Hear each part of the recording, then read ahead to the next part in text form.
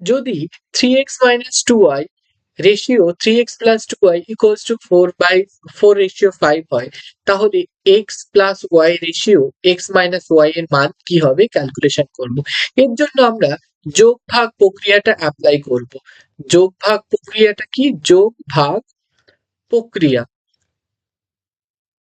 সেটা কি জিনিস?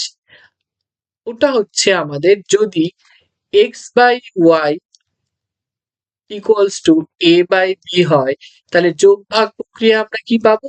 x plus y by x minus y, সেটার ভ্যালু আমাদের কি হবে? a plus b by a minus b।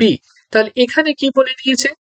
3x minus 2y by 3x plus 2y, সেটার ভ্যালু আমাদের কি আছে? 4/5।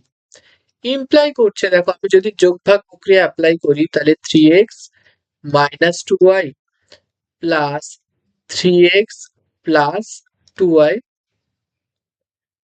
by, এখন আমাদের মাইনাস হবে 3x minus 2y minus of 3x minus 2y, সেটার ভ্যালু কি পাচ্ছি? 4 plus 5 by 4 minus 5।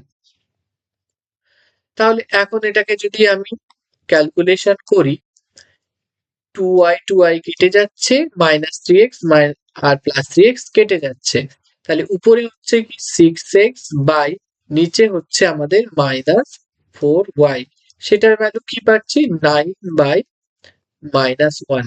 তাহলে এখানে 2 দিয়ে রিডিউস করলে 3, আর এখানে 2, আবার 3 দিয়ে এখানে রিডিউস করলে 3। আমরা দেখো তাহলে x বাই y সেটা কি পেয়ে যাচ্ছি আমাদের?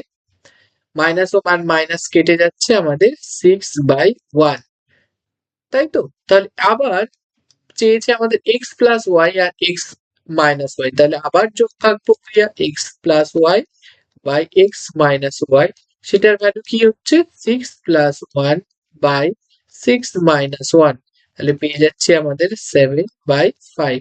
সেটাই আমাদের আনসার, সেটাই আমাদের আনসার।